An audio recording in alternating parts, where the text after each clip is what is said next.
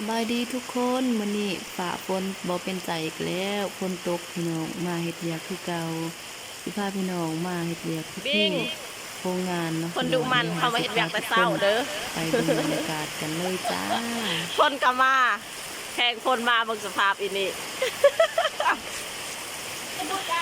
คนดุจ้าโดยอีบิงดุเข้านี่แบบว่าจำเป็นโอ้ฝ่ามือขนาดเลยฝนตกแต่ว่าเขาไม่เห็นเวียกในโรงงานนะคะนี่แนวยับแก๊สใหม่ใส่ไฟโดยเฉพาะจ้าเราไปทัวร์โรงงานกันเถอะฝนตก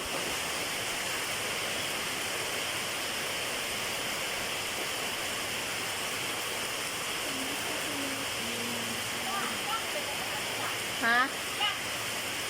ได้สูบไฟก็ฮะน่อฟ้ามืดมากเลยแต่ในกองกูมันคือขาวตัวมันบ่มืด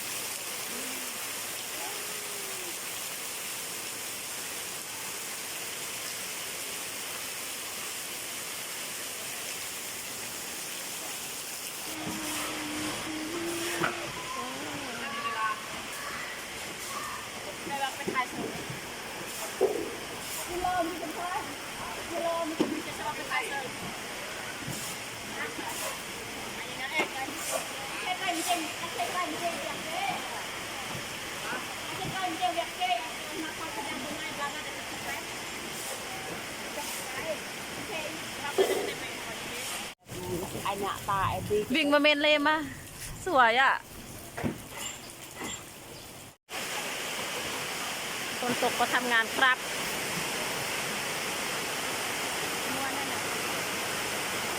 นี่นะที่เก็บเรียง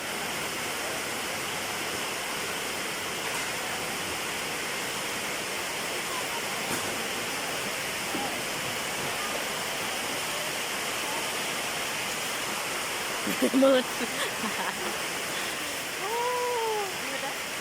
ตกมากเลยเด้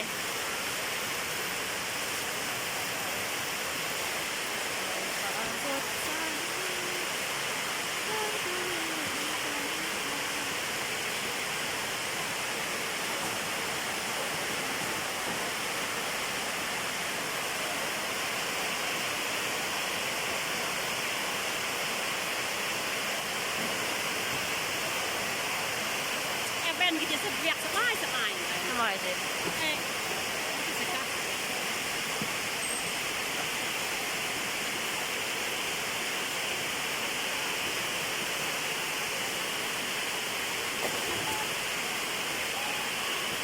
ไอ้ไม่มีบอกเลย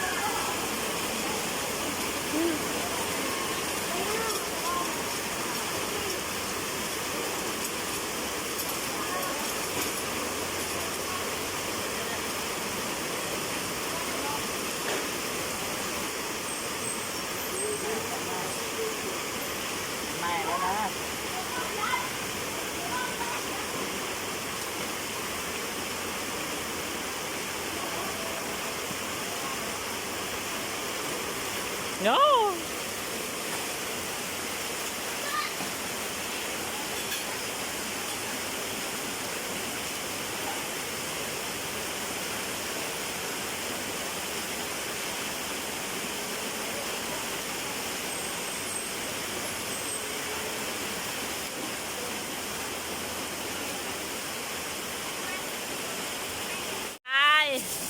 สู้ๆนะ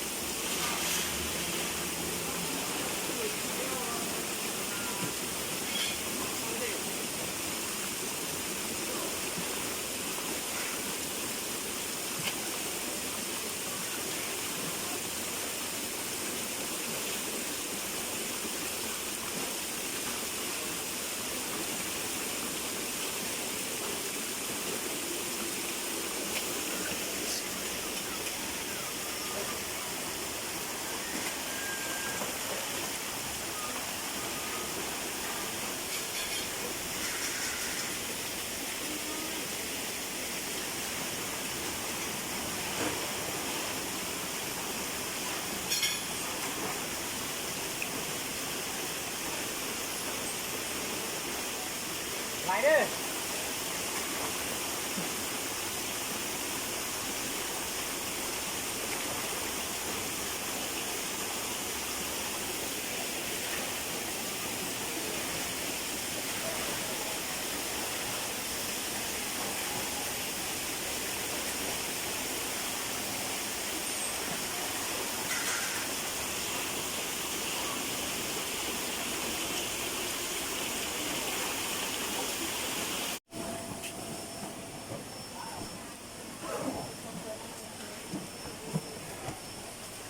ตัวนี้จ๋า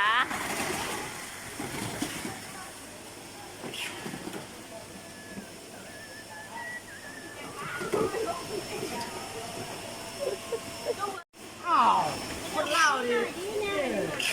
นี่เลยเหรอเจ้าก็ว่าโอ้ค่อยมาเจ้าก็เอาดิลี่ว่ะไม่ต้องเฮ็ดกันนั่นมา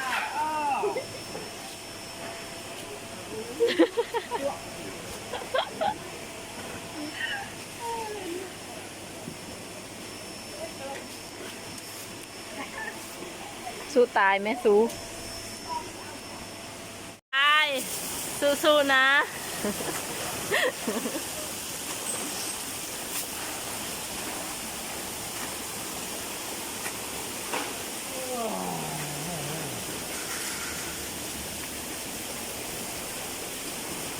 เอาไว้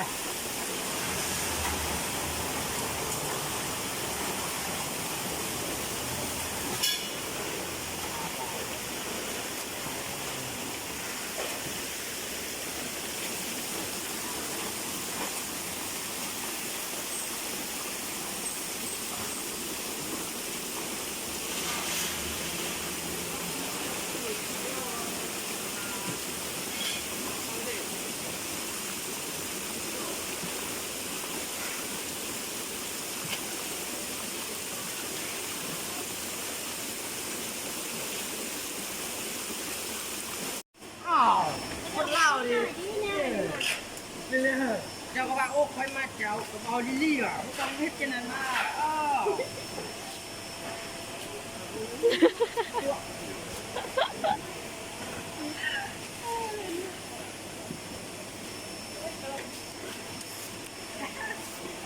สู้ตายไหมสู้